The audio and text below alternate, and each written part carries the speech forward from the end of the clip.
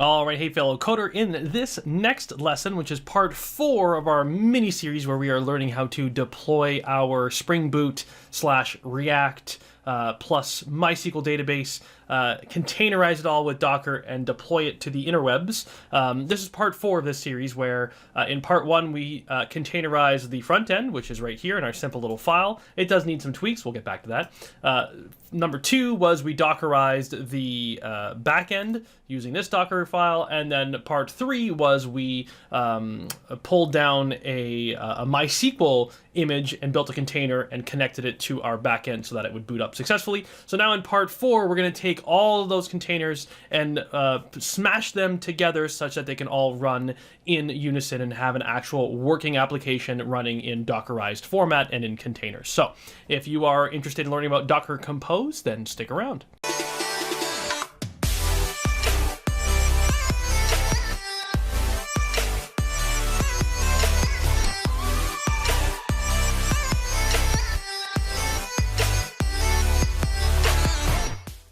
All right, ladies and gentlemen, so let's get into it. So for this lesson, let me pull up my Git Bash console down here. And in the path that I'm in right now, I need to go to sort of the root of the assignment itself, which is in assignment submission app. Now in here, in this root folder, which contains, if I do a list, it contains the back end, the front end, as well as a couple other, folders that I'll talk about in another video. But this contains essentially, this root folder contains all of our code, right? And that code can be brought together with something called a docker-compose file. Now this one has an underscore in front of it because that's the one I was actually using in testing before. We're going to create a brand new one for ourselves because that's what we need to do in order to get things going. So let's create a docker-compose YAML file. So that will actually create a docker-compose YAML file here, and then I want to open it up in an editor. So I don't know. Do I have Nano on here? I don't even know if I have Nano. I do. So you could use your editor of choice. I just happen to be in the command line right now, so I'm using Nano. You could use text, Notepad or whatever. I probably should use Notepad. But I'll start here because it's a fairly simple layout for this particular file. If you're not familiar with YAML, it's essentially a slightly different way to display JSON. It's a way to display text. Things started with flat files way back in, I don't even know when flat files were a thing to represent data. And then it moved to, XML. And then from XML, now JSON became a thing, and now YAML is in there somewhere. I don't know where YAML fit into it. It's just another way of representing data. We also have properties files, that kind of thing. Anyway. So for YAML, it's all about indentation is important. So indentation means something, kind of like in the Python language. So in YAML, that's important. So we start with services. So services is the first, one of the root level things that we can define. Services. Okay, and now let me pause and I'll open up a reference document on my other screen here so that I don't lead you astray with the values here, because I'm not an expert, like I said. I don't want to lead you astray. Okay, so services is the sort of the root level. Now you indent in, you can use tab, or I usually use double spaces, and then inside of here now we can actually list out the services. So what are the services? These are essentially your containers. Right? We had a back-end container that we built. On another level, we'll do front end for a container that we built. Stuff will go inside of here, stuff here. But anyway, we'll get there. So we have back end to front end, and we also had a database, right? Like a MySQL database. And you can call these whatever you like. You could call it MySQL database with a hyphen. I guess that's kind of the structure that I'm going with. Instead of, you can call this backend, you can call this API. It literally doesn't matter. This is just a name that you want to give to it. But since we use backend, frontend, and MySQL DB, we'll use those as the identifiers here. So we're defining 3 services. Remember, we had those 3 services, 3 containers: front end, back end, and a MySQL container. And we want to compose them all together. We want to, tie them all together. And that's what this file does. It helps to define and tell Docker how to tie all this stuff together. So for the back end, you have to tell it how to build all of this stuff. Remember Docker build? Well, that's kind of what we're doing here, right? So remember, if you remember doing Docker build, what were the commands and stuff that we used? Well, there was a name, like a tag name. I think that gets automatically created based off of probably something in here.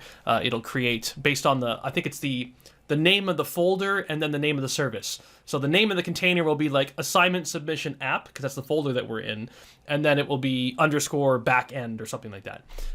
So that's what the tag will be, or the name of the container. What else did we do when we were building? We also need to point it to where the Dockerfile is. So you need to tell it, hey, where's the Dockerfile? Right? Well, the Dockerfile is in... How do we do this again? Is it in the backend folder? Backend? I think that's where it is. We'll see if that works. And then there is something called context in here. I'm actually not sure what the context is for. Maybe context is the name of the directory, and the Dockerfile is the name of the actual Dockerfile. So that's probably that's what I have on my other screen. I'm trying to remember why I have it that way. Context, I'm assuming, is the name of the folder, but we can test that out. We can change the name of the context here and see if it messes around with things. So let's assume that is what we're working with. Now, what else did we do when we booted up our server, or our container, is that we outlined the ports, right? And this is probably going to be a good time for me to explain what ports are. So we have to define some ports. And in this syntax, you can give it an array of values. So the arrays are denoted with minus signs. Arrays of values are denoted with minus signs in YAML files. So the port here values is 8080 and 8080. Again, this first 8080 is the port that we are opening on the host machine. The host machine, again, is this machine that I'm using to talk to you right now with all of my source code on it. All of the, the Eclipse is here. This is the host machine. So we're opening up the port for the host machine to be able to talk to the container. So when I go to localhost 8080 on my computer, on this host machine, it will actually direct it properly to this container, right? But then within this container, that we're going to build up, that's going to be called backend, most likely, this container that we're defining. Then, where should the port 8080 coming in be routed to inside the container? Okay, same port. I want it to still go to port 8080, right? If you wanted this to expose for the web, like if you wanted to, when you go to port 80, which is just localhost with no ports, let's say you want to go to localhost and have it render and bring up the actual backend application, the actual API, this is what you would do. You would say on port 80, coming in from the host machine, just localhost without a port, that will then redirect to port 8080 inside of the container, which is what the app is built off of. So our app is used to listening on port 8080, right? So that's how you would sort of redirect it. So port 80 coming in would then go to 8080 on the back end. So that's what you can do with these ports. Left-hand side is the host, right-hand side is the port in the container. Cool, what else do we have? Then you can define some environment variables, which, like I was saying with our application properties here, it would be nice if this was turned into like an environment variable, right? So you can do that by typing in, is it environment? Environment? Yep. And then you can define a few things in here in terms of environment variables. So this is usually where you would use like the export statement. If you're used to using Linux, you would export and whatnot. So this is kind of like that. The convention here is to use capitals or capitalized like constants type format. So the first one is the DB URL, right? We'll define that. The DB username and the DB password.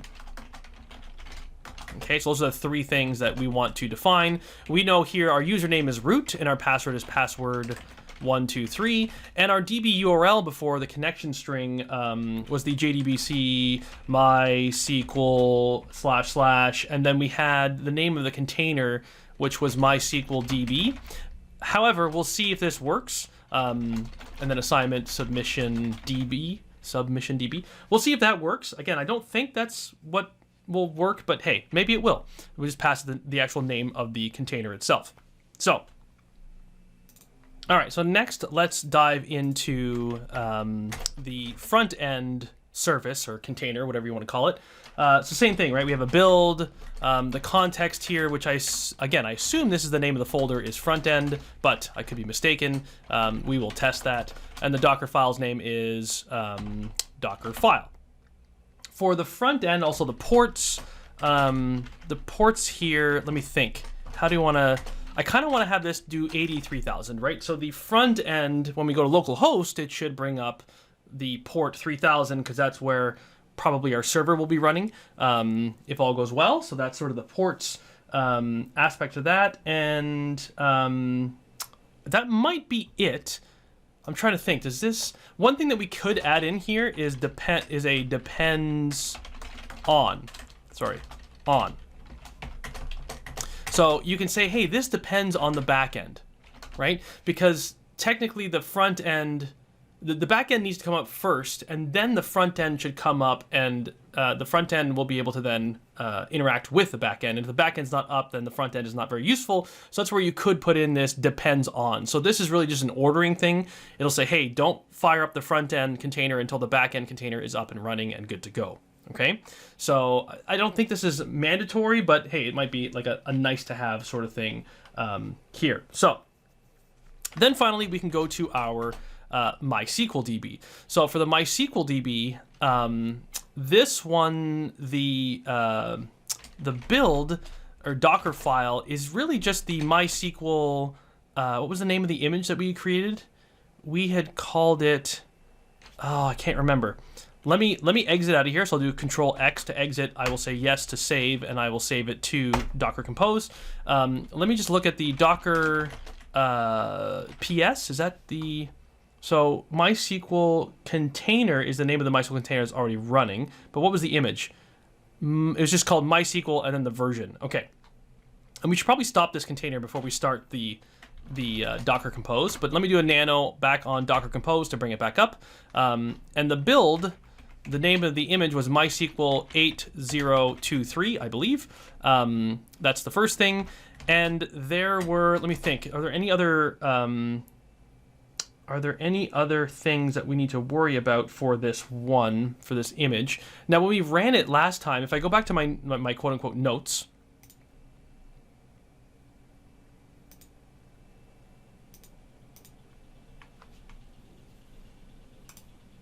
so in our notes, I say my notes, their notes, how they run it was they give it the name of the container, which again should happen automatically, so we don't need to worry about that. I need to look up what the -e parameter does. I can do that in a moment. This looks like, oh, probably -e is environment variables. There you go. I was like, this looks like an environment variable. So this is what we need to set in the environment variable. This just means run it in the background, which we don't need to worry about, and this is the name of the image. So really the only thing that looks like we need to do here for this MySQL database is to point it to the image, which I believe we're doing here with build, and point it to the right environment variable. So we can say environment, environment, and the environment variable that we need to set is called MySQL root password is, and then we set, what was it, password 123, because that is the name of the password that we are building. Now, the one thing I'm not sure about here is whether or not we need to define a network for all these things. I believe they're going to be, built in their own network. But anyway, let's exit out of here. So, oops, I got to click in here. Control X, yes to save. That is the file name I want. So I hit enter. So now we have this Docker Compose file, right? So how do we leverage Docker Compose now? Well, it's just docker-compose. And then the word that you would use is just up. So that's literally the extent of how we use Docker Compose. It will take everything from here and build it. I find this highly unlikely that I'm going to hit enter and it's going to work. So we'll have to figure out what happens. So let's, hit enter and see what we can run into. So first thing is unable to prepare context path, MySQL whatever not found. So this was a curveball, the audible that I called in the last video, where I decided to bring a pre-existing image that I didn't use a Dockerfile to build from, and brought it in here. It's 0.28, not 0.23. My apologies. So let's go back to here. It's actually 8028. Not sure if that's going to make a difference. Let me save it and exit. So let me do docker compose up again. Maybe now it'll find the image. No. So there's probably, because I saw the word path, and that's not the path. I want it to go to the actual image itself. So there's probably a different way to do this with a pre-existing image. Let me hit pause and Google that real quick. Okay, so that's the issue that I'd run into is that it's not build here. Build is when you are building it yourself. We didn't have to build this image. It was built for us already. Oh, sorry, here.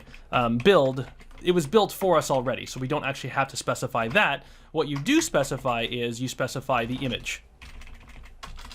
Okay, so I think that's right. Let me just double check on the side here. Or yeah, so image, you give it the name of the image and the tag, which hopefully it'll find our image, and then you set the environment variables and everything and whatnot. So let me see and save that and do docker compose up and see if it now finds it. There. Okay, cool.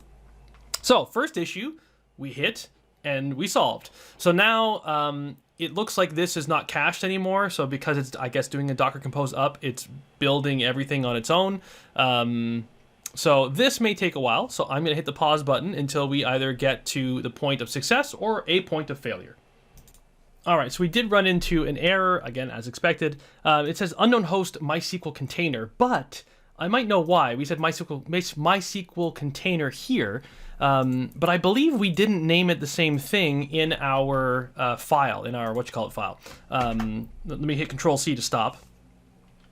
Stopping. In our Docker Compose file, we called it MySQL DB, and I'm wondering if we just rename this to container, if this will now work. I don't have high hopes,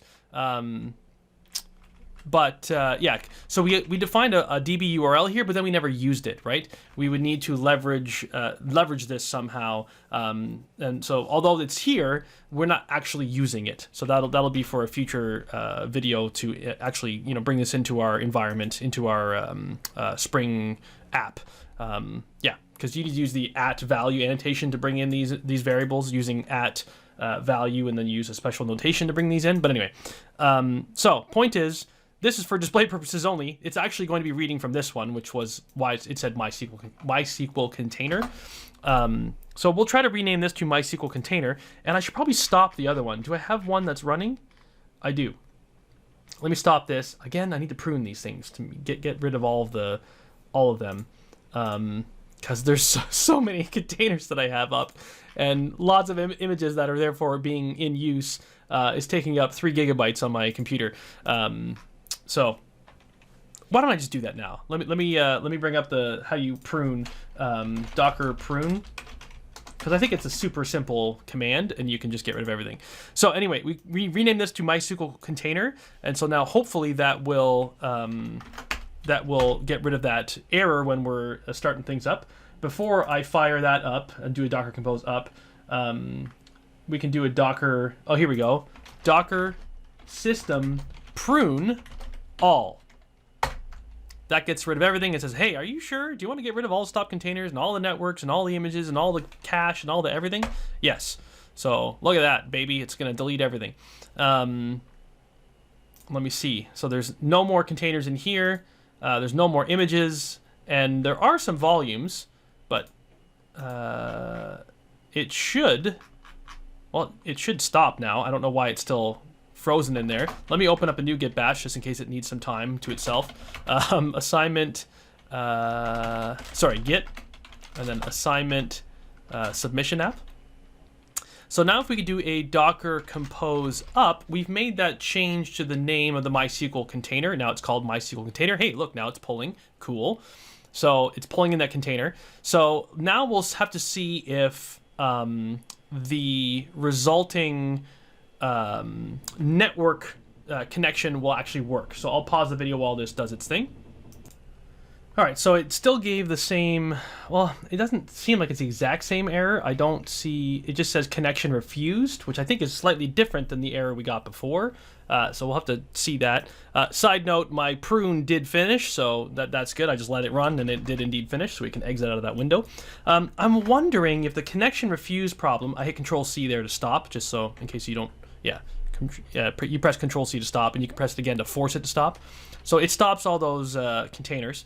And I'm wondering if it has something to do with the build order. So if I go back into my Docker Compose, we have a front end depends on back end, but the back end is kind of dependent on the MySQL container, right? Because the back end can't successfully boot until the MySQL container has booted. So really, it feels like we need to add another level here, another depends on into this is the back end. Let me make this slightly bigger.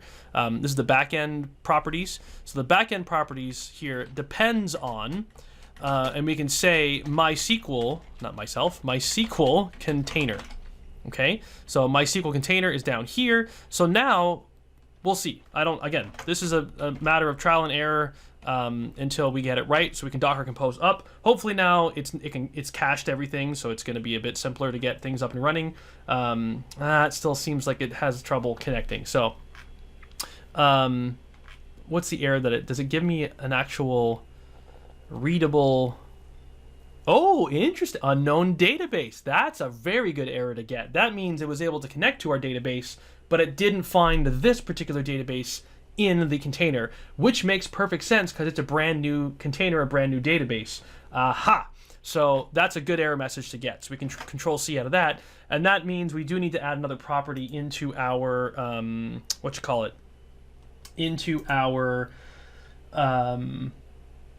boot up, what's it called? Docker Compose. So we need to add another property into Docker Compose. So let me go in here, and for the image container, the MySQL container, we need to add something else. Okay, I only paused the video there for like 2 seconds. So I have an article here from Medium where they, on the side of my screen, where they are sort of outlining the environment variables that you can set. You can set a MySQL database variable, which I assume is the name of the database. So now they're passing it in quotes. I don't know if it needs to be in quotes or not. It might need to be in quotes. But ours is assignment submission DB. Okay. Now they also define the root password and a password for a user. So if you don't want to use root, you can actually pass that in as well. But I want to create, hopefully this creates the assignment submission DB. So I'll save this and bring it back up again. Let's see. So it's recreating that MySQL container. Do we see anything? Hold on. We'll have to see if it connects. Okay, it did not connect. So it still says unknown database. Let me just see is there any indication. Let me scroll up to here. Is there any indication from the logs? Oh, geez.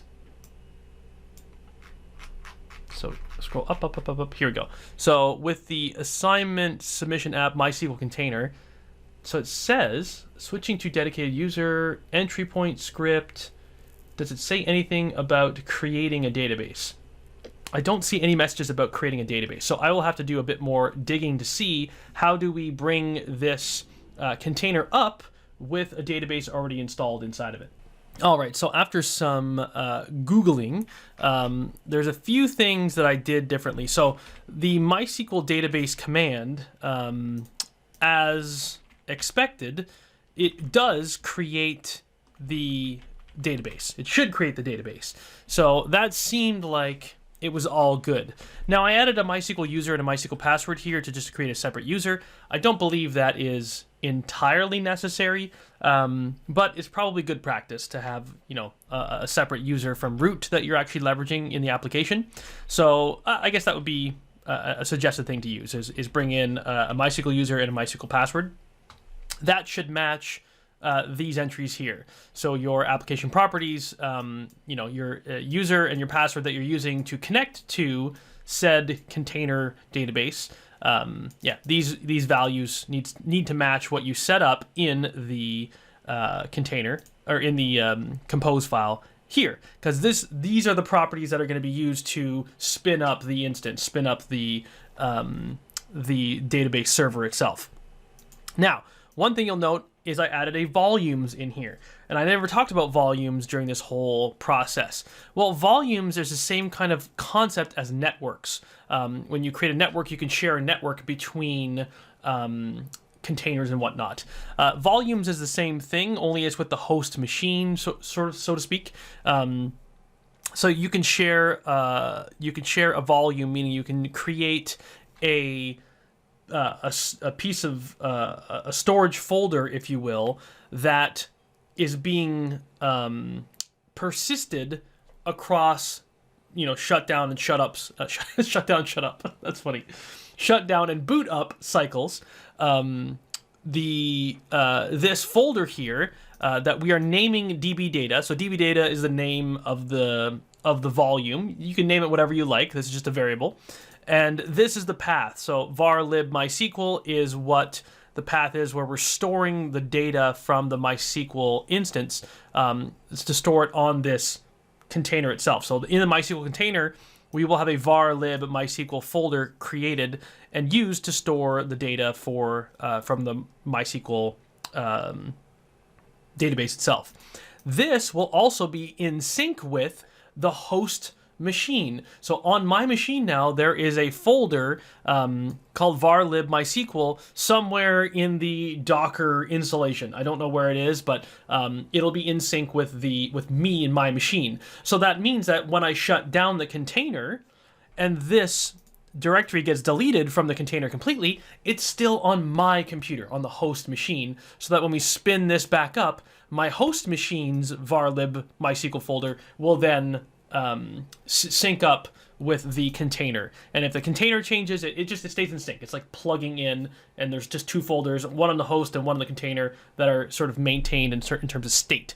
So that could have played a role in this working as well. Now, when you say that you want to use the volume, you have to declare this volume somewhere. This DB data volume needs to be declared somewhere. And that's down here on the root level. So on the same level as the services, you can declare a volumes key, and then you just define the actual volume itself. The syntax looks strange because normally there would be more stuff here. You could define, properties or whatever. It might not be properties as the key, but there's more stuff you could define here, but we don't have to define anything else to make this volume work, so therefore this is a syntax. You leave like the trailing colon at the end. So those are the additions I've made. I added MySQL user and password. I declared a volume called DB data, and then I used this DB data volume and put it to be in sync with this var lib MySQL folder. Okay? Save and exit. Then I did a Docker compose, and one thing that was happening was I was changing these properties. I had changed this username to root, and then let me see if I can recreate the problem. Let me change it back to root, which is now the incorrect password. Okay, this password should be, I think I declared it as root123. Give me a second to bring this up. What was the root password? Yeah, root123 is the MySQL root password, okay? So this technically is no longer correct. Let me say docker compose up. And maybe this will work. Maybe this is just a weird one-off situation bug that I ran into. But let's see if it's able to connect. And of course, it looks like it's connecting, and I'm looking like a bit of a... Okay, so I was running into problems where even though I changed this... Oh no, wait. Yes, this should have failed. No, I'm not a simpleton. There you go. Is that a politically correct word to use?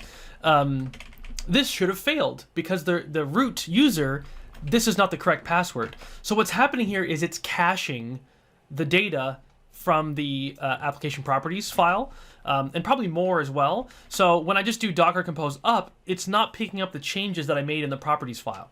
So then I was like, well, how come it's not picking up the changes? Then I remembered there's a flag here that you can say for build. So this will force a rebuild of our images. So let's do the force the rebuild. And now it goes through and it sees some things are cached and whatnot, but then it will detect, the source folder has changed, and here we go. It detected a source folder change, and it did some stuff there for downloading whatever it is that needs to be downloaded in our backend Dockerfile. So the backend Dockerfile changed, and therefore it tries to spin up. And now if I'm correct, this should fail, and it did. There we go. Vindication! So now it says access denied for user root at, and you see this is the IP address for our internal network for our containers. That Docker Compose by default uses. So yeah, it can't connect because this is incorrect. It's root and password 123 is not correct. So what I had set up was example user and password 123. So these are the proper variables and values. So let me Control C to stop. Now that I changed the properties file, we need to do docker compose up build again to rebuild those images because we made a change. And then it should go in and work properly. Now, what is not going to work is the front end code. I forgot to do a couple things for that. So let's flip over to the front end. Our last command here is npm run build. This is used for when we want to also host a separate web server, and we'll talk about that probably in a later video. I'm going to comment this out, and I'm going to use the cmd and pass in npm start. Okay, so npm start will, when you pass it into cmd, it compiles these two things together. It essentially runs a command shell. It's kind of like running a command shell with like some sort of a property or whatever, and then it runs npm start. So this syntax gets converted to something along the lines of this. Don't quote me on this. I'm not a Linux guru either. So, but it turns it into some sort of command. So this syntax is just a little bit strange, and I want you to know that it does do npm start together like this, even though they're separated by into like this array structure. In any case, oh, did it not work? No, it did. Yes. So this is up and running. Started the app. Cool. But the front end is not running, and I can show you in GitHub the front end, the GitHub desktop. In my container, my assignment submission app container, the front end is not running. It has exited, but it exited with code 0, which means it exited without any errors. Why? Well, because we didn't give it this command thing. This is like the last thing it should do. So we need to have it start up our web server. Let me save that change. Let me go back, Control C to stop. And let me do a docker compose up with a build, and I'm going to do -d as well to make it run in the background. So hopefully that will work. So it's going to spin up and hopefully realize that there's a change to the front end container, and it will build the front end container and have it start up a development server. So let's have a look and see. So here's the front end. It's getting to it. And is it going to start up a development server? I may have actually done it and we didn't see it happen. So, okay, now it says it's started. Although that was a bit too fast, in my opinion. I feel like it hasn't started up, but let's go to the Docker container, or Docker, what's this called? What's this called? Docker for Windows or whatever. As you can see, it is running. So that's interesting. So it looks like it is running. And remember, our ports that we opened up, if I go back to my nano to read my Docker compose file, the port that we opened up for the front end was port 80. Port 80 on my local machine will now point to port 3000 inside of the container, which is what the dev server, the development server for our React app is running on. So that means that I should be able to, if I bring up a window here, I should be able to just go to localhost, right? Not even localhost 8080, and it should bring up the application. Yay! Now, there's one more complication here. If I go to login, and I try to log in, we don't have any records in our database. And not only that, if I try to log in with our normal stuff that we usually use, it's going to say invalid login attempt. But if you hit F12 to have a look at the network, the package that was sent, oh, we get a 500. Is it 500? Did that just work? Maybe that just worked. Okay, normally I was expecting this to give a different error. But 500, does it give, so could not proxy from localhost. Okay, there we go. I was expecting this error, something similar to this. So it can't proxy that that endpoint from localhost to localhost 8080. It's not working. So that's, I believe, although, hold on. If I go into, my package JSON, we're using localhost 8080 for our port. And remember, localhost is not the right setting anymore. So we need to use a different setting to be able to connect internally to our database. And I believe, if I'm not mistaken, the proper nomenclature here, the proper value here, should be backend like this. Okay, so I believe when we switch it to backend 8080, that is how it all should work out. Because backend is the name of the container. I believe that's how it should work inside of the app. So let's do one last Docker Compose build to rebuild everything. And now also rebuild it with that new proxy information. And now we did modify the JSON or the package JSON file, so it might need to take a bit of time to spool up, if you will. In any case, that's the last remaining thing to make our application actually function such that it can properly query the backend. And what I'm expecting to see here as a response is not a 500 response, but rather I'm expecting to see a 401. Okay, 401 unauthorized, because we do not have this user, this username Trevor and password, whatever the password is. This user does not exist on our database. Okay, our little database that we've created inside of this little container, if you will. So that is what the proper response should be, not 500, but rather 401. So let me pause the video and let it finish doing what it needs to do, and then I'll fire it back up when it's ready. Okay, a few seconds after I paused it, it says it's ready anyway. So let's try that again. Let's refresh this localhost login screen, and let's do Trevor ASDF. It really doesn't matter what I type in here. The point is I want to see 401, and that's what we just got. We got a 401, which is expected because this user does not exist. So there you go. We have our front end is properly talking to our back end, which is properly communicating with the database, all of which is wrapped up into all of these guys. And I can even, just one more bonus thing, you can go here and go to the CLI, the command line interface, and we can go and log into the MySQL instance with password, what was it, root123, I think was yeah. So we can say show databases to see, we have an assignment submission DB, so we can use assignment, oh, I can't tab, assignment submission DB, right? So we are using that database, and we can say insert into, this is gonna be annoying. Let me hit pause to write out all these. I'm gonna insert a user into this database. Poof, and just like that, magic of pausing the video. So I've inserted the user Trevor with that password of ASDF encoded in there, and I inserted the authority of role code reviewer into our database that is, containerized and everything.